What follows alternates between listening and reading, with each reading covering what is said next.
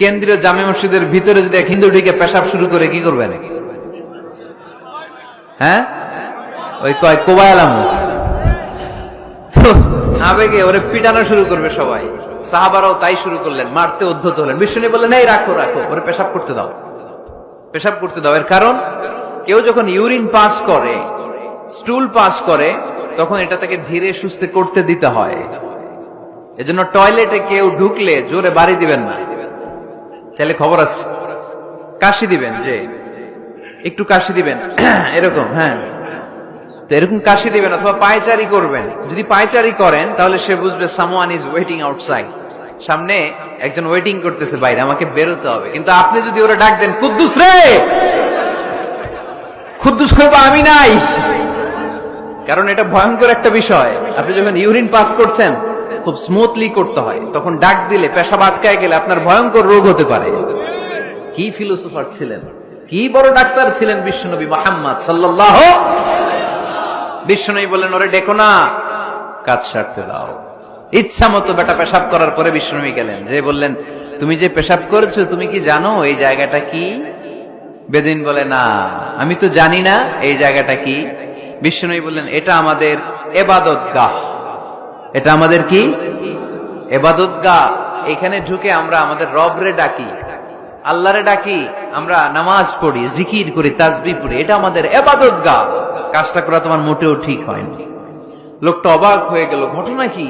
তাদের ইবাদতগাহতে আমি পেশাব করেছি আর আমাকে জামাই আদর, আর আমাকে এত সুন্দর করে বলে যে এটা ইবাদতগাহ। আমাদের ইবাদতগাহের ভিতরে যদি কেউ এরকম করতো, ওরে তো একেবারে সাইজ করে ফেলতাম। সে অবাক হয়ে গেল। সে জিজ্ঞেস করলো, হু আর ইউ, কে আপনি? বিষ্ণু বললেন, আনা মুহাম্মদ সাল্লাল্লাহু, আমি শান্তির ধর্ম ইসলামের প্রেরণার বাণীবাহক। আমি লা ইলাহা ইল্লাল্লাহ মুহাম্মাদুর রাসূলুল্লাহ এই বাণী দিয়ে গোটা বিশ্বে বিপ্লব তৈরি করতে এসেছি। বেদুইন বলল, আমাকেও আপনার বিপ্লবে শরীক করে নেন। ইসলাম মারামারি কাটাকাটিতে আসে নাই। আপনার ব্রড মাইন্ডেড অ্যাটিটিউড দেখে হিন্দু ভাইরা কালিমা পড়ে মুসলমান হয়ে যাবে। এজন্য আল্লাহ বললেন, আলাম নাশরাহ লাকা সাদরাকা ওয়া ওয়াদা'না আনকা বিজরাক আল্লাযী আনকাদা যাহরাক ওয়া রাফা'না লাকা যিকরাক। সুবহানাল্লাহ পড়েন। আলাম নাশরাহ লাকা সাদরাক, নবী হে, আমি কি আপনারে ব্রড মাইন্ডেড বানিয়ে দেই নাই? এটা আপনার জীবনে বড় নেয়ামত। আপনি সংকীর্ণ মনা না, আপনি ছোট মনের মানুষ নয়, আপনি বিশাল হৃদয়ের মানুষ। ইসলামের জন্য আপনার হৃদয়টারে আমি নবী খুলে দিয়েছি। এ হলো বিশ্বনবীর উপর প্রথম নেয়ামত।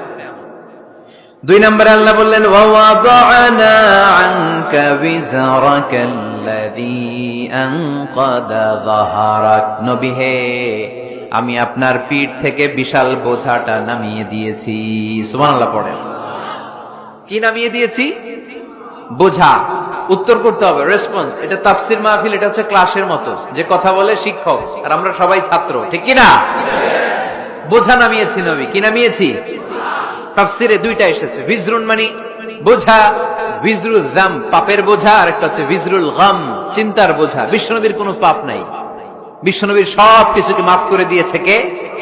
লিয়াগফিরা লাকাল্লাহু মা তাকাদ্দামা মিন যামবিকা মা তাআখার। নবী আপনার আগেরও গুনাহ নাই, আপনার পরেরও গুনাহ নাই। আপনি নবী মাসুম, আপনার গুনাহ নাই, আপনি নিষ্পাপ।